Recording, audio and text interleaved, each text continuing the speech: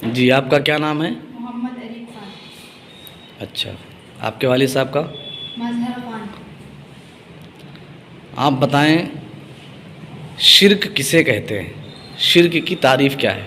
اللہ تعالیٰ کی ذات و صفات میں کسی کو شریک ٹھہرانا شرک ہے۔ اچھا، ذات میں شریک ٹھہرانے کا کیا مطلب ہے؟ وضاحت فرمائیں۔ ذات میں شریک ٹھہرانے کا مطلب یہ ہے کہ دو یا دو سے زیادہ خدا مانے، جیسے عیسائی کی 3 خدا مان کر مشرک ہوئے اور ہندوؤں کی کئی خدا ماننے کے سبب مشرک ہیں۔ اچھا، اور صفات میں شریک ٹھہرانے کا کیا مطلب ہے؟ صفات میں شریک ٹھہرانے کا مطلب یہ ہے کہ خدا تعالیٰ کی صفات کی طرح کسی دوسرے کے لیے کوئی صفات ثابت کرے۔ آپ کا کیا نام ہے؟ سید حسنین رضا۔ آپ کے والد صاحب کا؟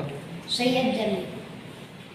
ابھی انہوں نے کہا کہ اللہ تعالیٰ کی صفت کی طرح کسی دوسرے کے لیے کوئی صفت مانی جائے تو یہ شرک ہے۔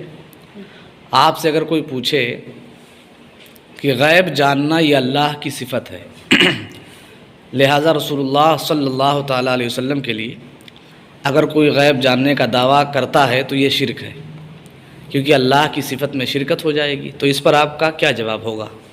اللہ تعالیٰ کی صفات میں شریک ٹھہرانے کا مطلب یہ ہے کہ اللہ تعالیٰ کی صفات کی طرح کسی دوسرے کے لیے کوئی صفت ثابت کی جائے، مثلا جیسا کہ اللہ تعالیٰ مثلا سمع بصر جیسا کہ اللہ تعالیٰ کے لیے بغیر کسی کے لیے ذاتی طور پر ثابت ہے، اسی طرح کسی دوسرے کے لیے سمع اور بصر وغیرہ ذاتی طور پر مانے کہ یہ صفتیں اسے خود حاصل ہے تو شرک ہے، اور اگر کسی دوسرے کے لیے عطائی طور پر مانے کہ یہ صفتیں اسے خدا تعالیٰ نے عطا کی ہے تو شرک نہیں۔ اگر الفاظ کی یکسانیت کو دیکھ کر ایسے ہی ہر جگہ شرک کا حکم لگایا جائے تو اس اعتبار سے معاذ اللہ خود پروردگار عالم بھی شرک سے محفوظ نہیں رہے گا، جیسا کہ اللہ تعالیٰ نے پارہ نمبر 15 میں فرمایا